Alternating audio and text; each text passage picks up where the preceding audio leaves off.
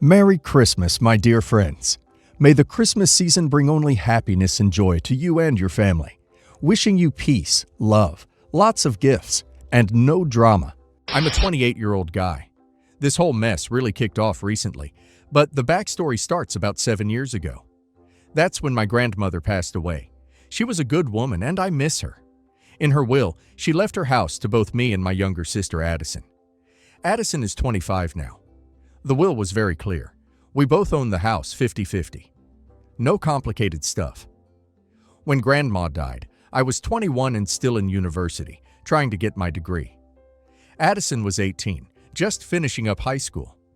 Our mother, Erica, had been living with Grandma, taking care of her in her last few years. So, after Grandma passed, Mom just stayed in the house. Addison lived there too. Of course, it made sense at the time. I was living in student dorms, then in a series of pretty basic rental places after I graduated and started working. I didn't need the space at Grandma's house. The setup was straightforward. Mom and Addison would live in the house, and they wouldn't pay me any rent. In return, they were supposed to cover all the bills like property taxes, electricity, water, and general upkeep of the place.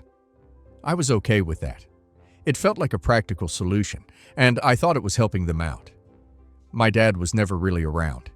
He left when I was a kid, so Mom raised me and Addison on her own. I always thought our relationship was pretty normal. Maybe not super close all the time, but decent enough. I certainly never expected anything like what happened recently. Once I graduated at 22, I got a job and set a big goal for myself: buy my own place.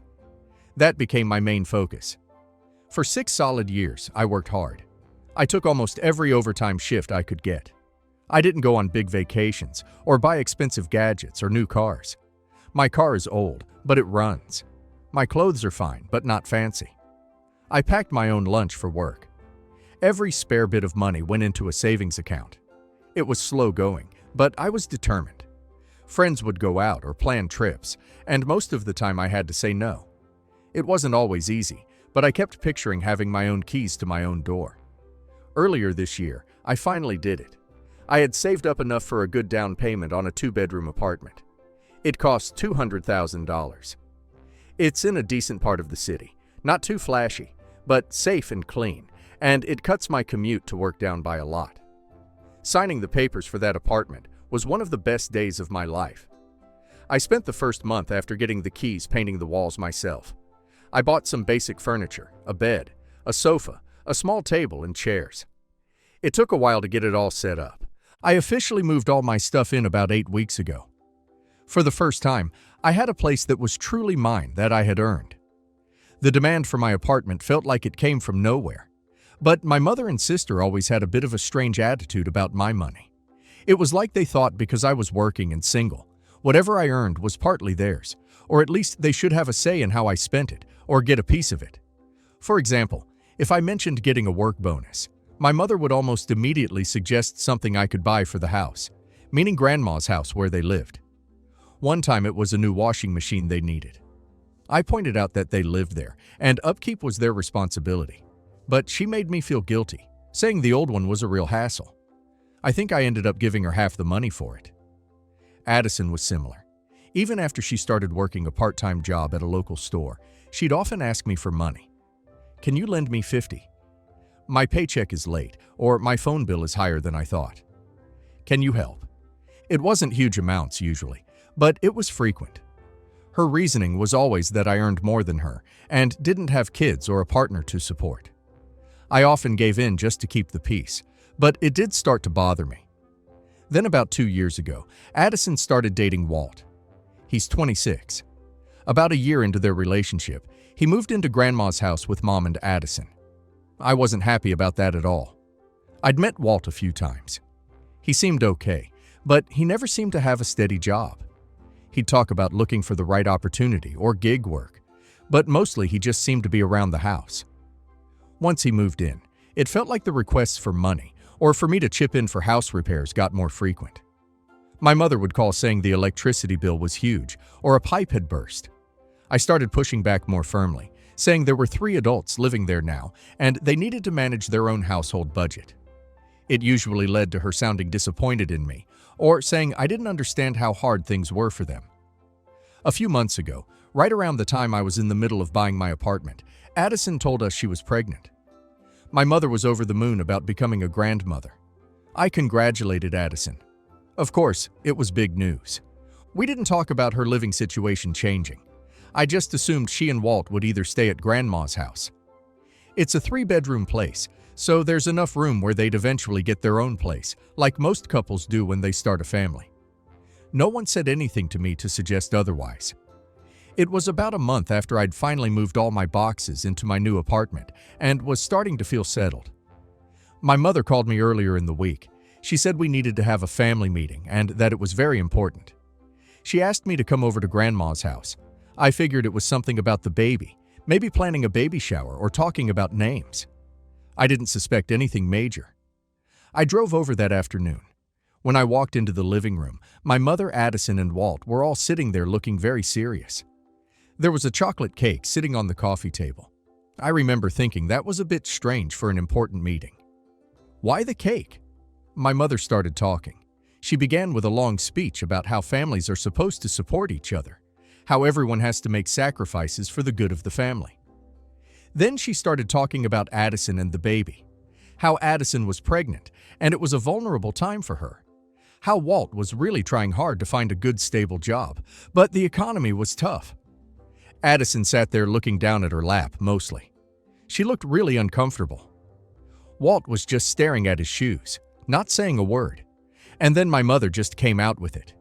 She said that since I was single, and I had this new 2-bedroom apartment all to myself, and Addison and Walt were about to start their family, and desperately needed a stable, nice place for the baby, the obvious and fair solution was for me to give my apartment to Addison and Walt. She didn't ask. She stated it like it was the only logical thing to do.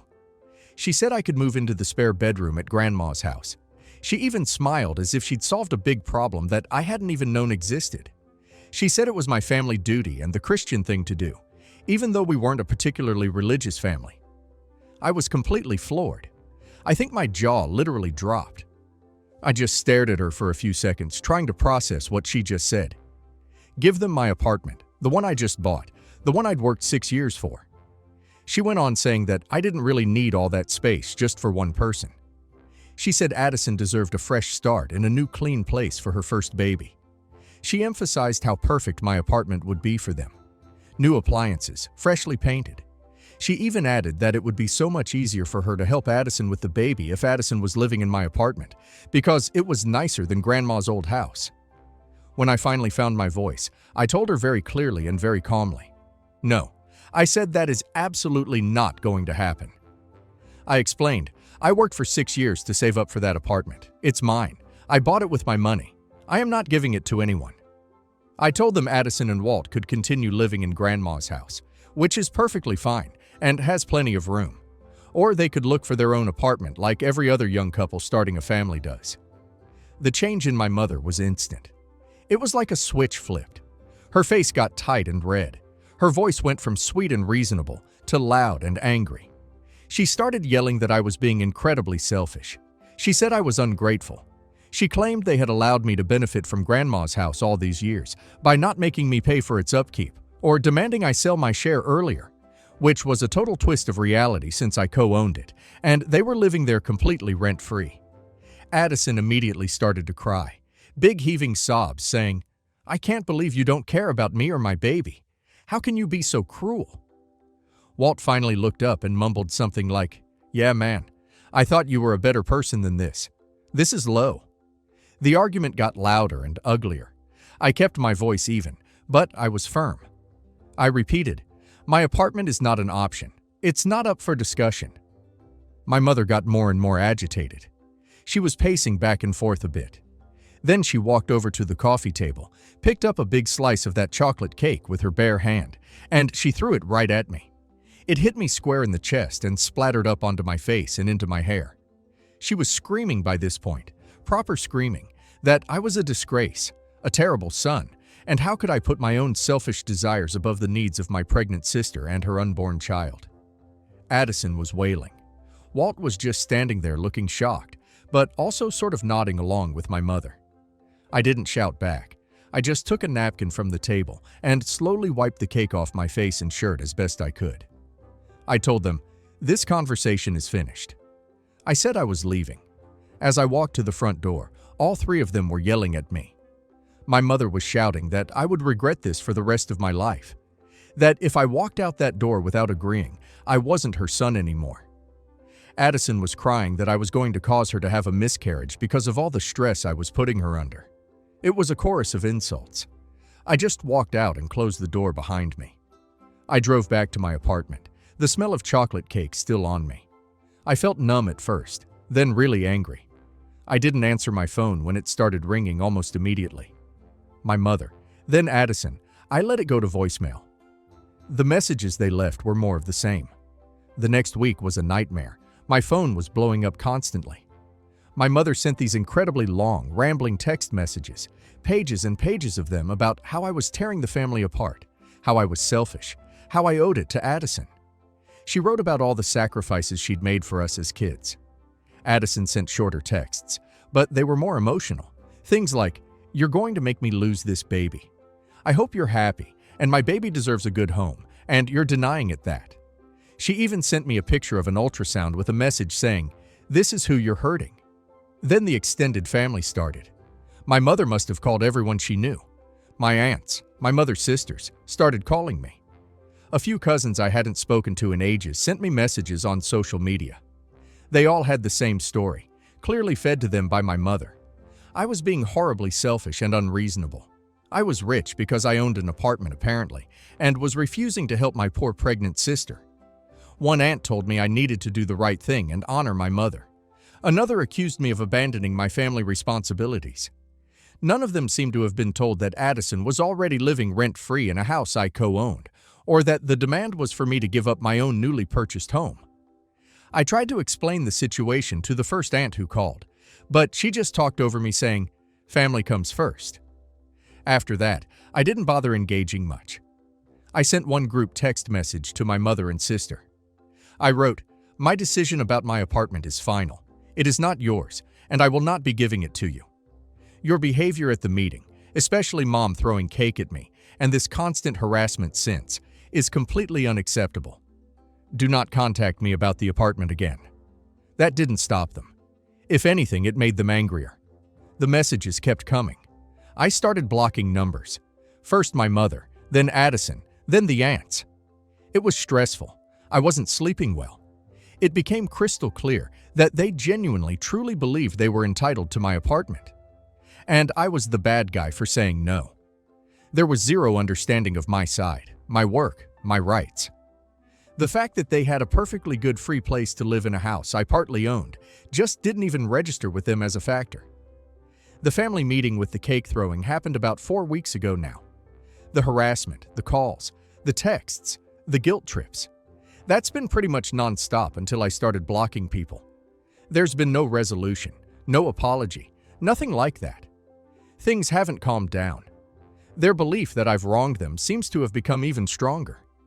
I haven't spoken a word directly to my mother or sister since I walked out of that house. Apart from that one text message I sent them. All their attempts to communicate have been one way: abusive messages, demands, or trying to get other relatives to pressure me. It took a few weeks of this constant stress for me to really think clearly. I realized that this wasn't just a one-off crazy demand. This was how they saw me, as a resource, not as a person with his own life and his own property. Their sense of entitlement was so huge, they couldn't see how messed up their request was. The fact that they were living rent-free in my grandmother's house, a house I co-owned, and paid my share of taxes on indirectly through giving for things here and there, while demanding my personal apartment. That was the point where something snapped in me. So, after all this, after realizing that they will likely never respect me, my boundaries, or my property, I've made a big decision. Their actions have forced my hand. I went to see a lawyer last week. I found one who specializes in property disputes. I laid out the whole story for him, showed him a copy of my grandmother's will and the deed for her house. He confirmed everything. Addison and I own it 50-50. There are no special conditions in the will that say she or my mother has a lifetime right to live there or anything like that. The lawyer explained something called a partition sale. He said that if co-owners of a property can't agree on what to do with it, one co-owner can go to court and ask a judge to order the property to be sold. Then the money from the sale is split between the owners. He said it's a common legal solution for situations like this. So that's what I'm planning to do. I've instructed my lawyer to start the process to force the sale of my grandmother's house. If Addison, my mother, and Walt want to keep living there, Addison will have to buy out my 50% share at its current fair market value. My lawyer and I looked at similar houses in that area, and it's probably worth around $350,000 to $400,000. So my share would be $175,000 to $200,000.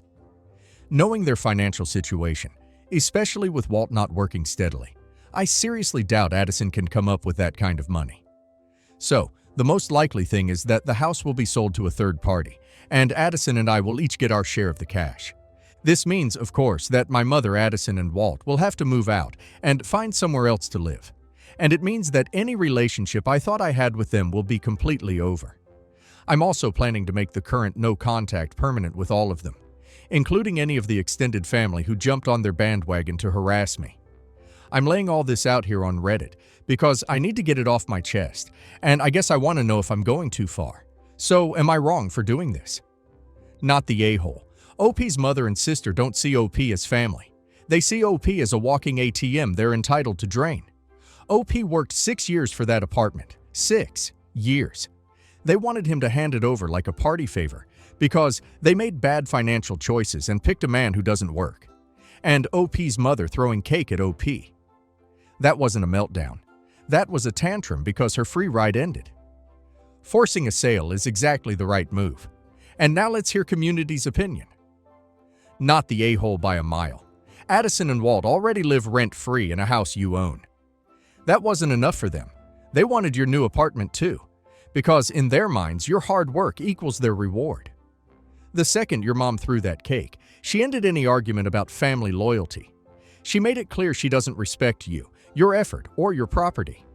Selling the house is the most peaceful, legal boundary you can set. Your mom isn't upset that you said no. She's upset that you finally recognized the pattern. For years, you've been financially propping up an entire household, while they contributed nothing. The moment you refused to sacrifice your future for Addison's choices, they attacked, guilt-tripped, and tried to weaponize the pregnancy. That's manipulation, not family. You're absolutely right to go no contact and force the sale. Actions have consequences. Update 1. Hello everyone. It's been 2 months since I wrote my original post. First, I want to say thank you. Seriously, I read every single comment and private message. I was expecting a mixed reaction, maybe even some people telling me I was being harsh, but almost everyone was incredibly supportive and shared some really helpful advice. It actually made a big difference to know that I wasn't crazy for thinking their demand was out of line. Just knowing other people saw the situation clearly helped me feel more confident in what I had to do. A lot of you asked similar questions, so I wanted to clear a few things up. Some people asked if there was any fine print in Grandma's will, like a clause giving Mom or Addison lifetime residency. I had my lawyer check this very carefully. The will is simple. The house was left to my grandson, my name, and my granddaughter, Addison's name, in equal shares as tenants in common. That's it. No mention of anyone having special rights to live there forever. I mentioned this briefly, but to be more specific, my lawyer got a couple of informal estimates from local real estate agents.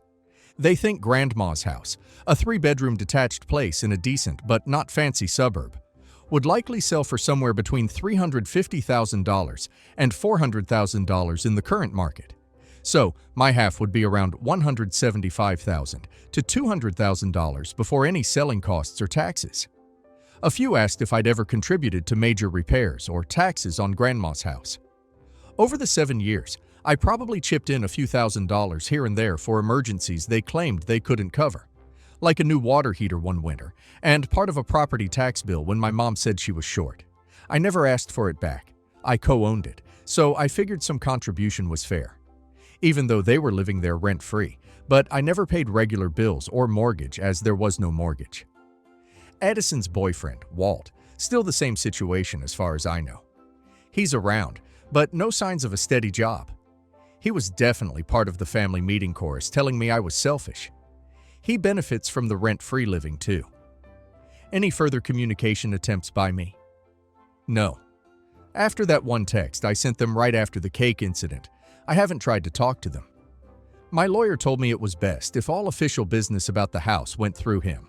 And honestly, after the way they behaved, I didn't want to talk to them anyway. Reading all the comments here, and having a couple of months to let the dust settle a bit, even though it was still a sandstorm of family drama, really cemented my decision. The main thing I kept coming back to, and what so many of you pointed out, was the total lack of respect. It wasn't just about them wanting my apartment. It was about how they asked, how they reacted when I said no, and how they genuinely believed they had a right to something I'd worked so hard for. It showed me that they don't see me as an independent person with my own life. They see me as someone who exists to provide for them. The idea of them just carrying on living in Grandma's house rent-free while bad-mouthing me to anyone who would listen and feeling like I was the one who had wronged them, it just became impossible for me to accept. Selling the house wasn't my first choice ever, but I realized it was the only way to make a clean break. It was the only way to stop them from having this financial and emotional hold over me. Any smaller action like just asking for rent, I felt they would fight, ignore, or use it as another way to make my life difficult. This had to be a final cut, so I went ahead with it. Here's what happened with the lawyer in the house. 1. Finding the right lawyer. I spent a bit of time researching lawyers. I didn't want just anyone. I found someone who had a lot of experience with property disputes between family members. Our first meeting was about an hour and a half. I told him the whole story from Grandma's will to the cake. He was very calm and just listened. Asked a few questions. He explained the partition sale process very clearly. 2 formal letters sent. The first official step my lawyer took was to draft a very formal letter. It was sent by registered mail to my sister Addison, because she's the co-owner. He also sent a copy to my mother, just so she was officially informed as a resident. The letter was polite but firm. It stated my intention to sell my 50% share of the property. It included the independent market appraisal range $350,000 to $400,000. It then formally offered Addison the first option to buy my share of the house at fair market value. We gave her 30 days to respond if she was interested in buying me out. 3. The lack of response. We didn't really expect Addison to be able to buy me out, and she didn't. We got no formal reply from Addison or any lawyer on her behalf within that 30-day window. What my lawyer did receive about 2 weeks after our letter was sent was a handwritten letter from my mother. It was not polite. It was several pages long, full of angry accusations. She accused me of being greedy, of trying to make my own sister and her baby homeless, of betraying Grandma's memory. She demanded I stop this legal nonsense immediately. 4. Filing with the court. Once the 30 days were up and Addison hadn't made an offer to buy my share, my lawyer went ahead and filed the partition lawsuit with the local court. This is a formal legal action.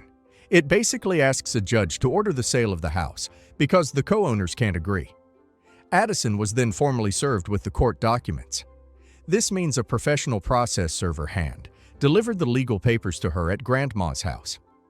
This whole process, from deciding for sure after my original post to hiring the lawyer, him sending the letter, waiting for a response, and then filing the court papers took about 6 weeks.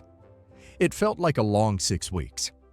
Well, the reaction was pretty much what I expected, only louder. When Addison actually got served with the official court papers for the lawsuit, that's when things really hit the fan.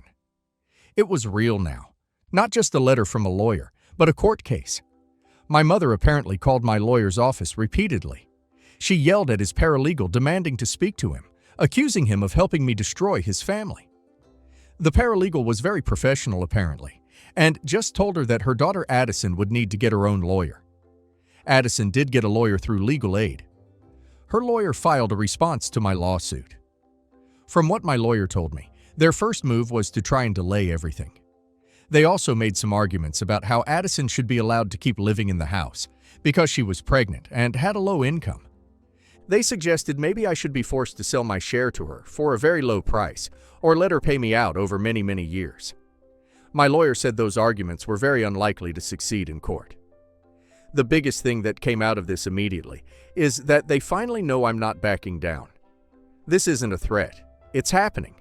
The legal wheels are turning. My mother, Addison, and Walt are apparently extremely stressed. Addison is in her third trimester now, so the timing isn't great for her, but this situation was created by their own demands and actions. For me, even though this is a really unpleasant process, actually taking these steps has lifted a huge weight. It's not just me against their emotional pressure anymore. It's a legal issue being handled by professionals.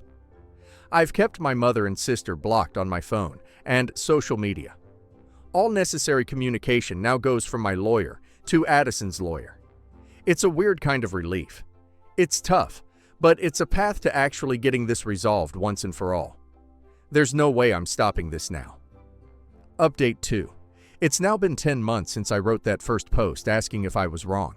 It's been about 8 months since my first update when the legal process was just getting started. It feels like a lifetime ago in some ways. The legal stuff with the house sale took a lot longer than I thought it would, but it's finally over. During these past 10 months, life otherwise has just been work. Trying to focus on my job, keeping my head down.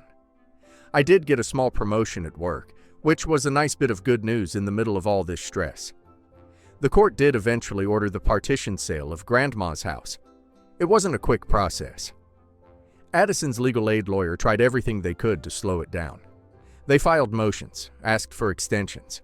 They argued that Addison should be allowed to stay in the house because she was a new mother. She had the baby during this period and had limited income. They painted me as the wealthy, heartless brother trying to evict a struggling sister and her newborn. My lawyer had to respond to all of this, explaining that I was simply exercising my legal right as a co-owner and that the situation was precipitated by their initial unreasonable demands. There were a couple of short court hearings that my lawyer attended on my behalf. I didn't have to go, which I was grateful for. The judge ultimately agreed that the law was clear. The property had to be sold, and the proceeds divided since we couldn't agree. The court then appointed a neutral real estate agent to handle the sale.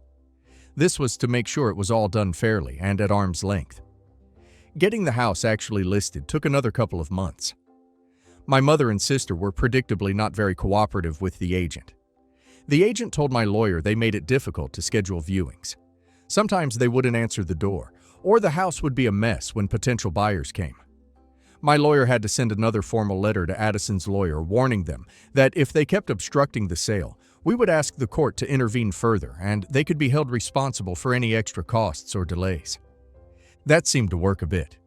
They became more compliant, but I'm sure they weren't happy. The house was officially on the market for about 3 months. It got a decent amount of interest. It finally sold for $380,000. This was a good price, right in the middle of the range we expected. After all the costs were paid, the real estate agent's commission, legal fees for the sale itself, and some other standard closing costs, the total amount left to be split between me and Addison was about $345,000. So, my 50% share came to $172,500. Addison got the exact same amount.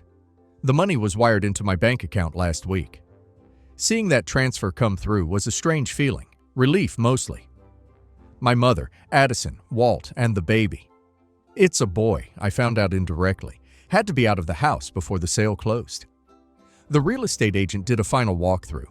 She said they left it reasonably clean, no major damage, which was one of my worries. Apparently, it was very cluttered, and they took right up until the last possible day to move all their things out. I can only imagine how stressful that must have been for them, but they had months of notice that this was coming. My life now. I'm still in my apartment. Of course, it feels even more like my sanctuary now. That $172,500 from the sale is sitting in a high-interest savings account while I decide what to do with it. Maybe invest it, or use it as a down payment on a small rental property in the future. For now, just knowing it's there, and that the financial link to my family is completely cut, is a huge relief. I sleep better. I'm less stressed at work. My mother's situation. I don't have any direct contact with anyone, but I've heard little bits of information through the grapevine. Mainly a distant cousin, who is more neutral, and occasionally posts vague things on social media that seem to allude to the situation. It seems my mother moved in with one of her sisters, my Aunt Carol. From what I gather, it's a very temporary thing, And Aunt Carol's house is small, so it's already causing some friction there. Mom is reportedly very bitter. She's telling everyone who will listen that I'm a monster who made my own family homeless for money. Addison and Walt's situation with her $172,500. Addison and Walt apparently rented a small apartment. It's in a town about an hour's drive from the city where rents are cheaper. I don't know any specifics beyond that. That money is a lot for them. If they are smart, it could be a down payment on their own small house, or at least give them a good cushion. But knowing Walt's track record with work and their past requests for money from me, I have my doubts about how long it will last them. Addison has her baby now. I have no idea if Walt ever got that stable job he was supposedly looking for. I am an uncle, but I've never seen my nephew. That's a strange thought. Extended family. Most of the relatives who called me to tell me how selfish I was have gone completely silent. No apologies, nothing. A couple of my younger cousins, who I was closer to when we were kids, did reach out to me individually a few months ago. They said they'd heard more details. I think one of them might have seen my original anonymous post or someone shared it. They were much more understanding, even a bit sympathetic. I was polite, but I kept the conversations brief and didn't encourage more contact. The trust is gone. No contact maintained. I have had zero direct contact with my mother or sister since before the court proceedings really got going. They haven't tried to call or message me in months. I think they finally understood it was pointless, or their lawyers told them to stop. It's just silence, and honestly, the silence is peaceful. The sale of Grandma's house is definitely the end of this whole ugly story.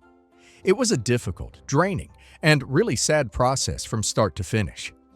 It made me see my family, especially my mother and sister, in a completely different light and not a good one.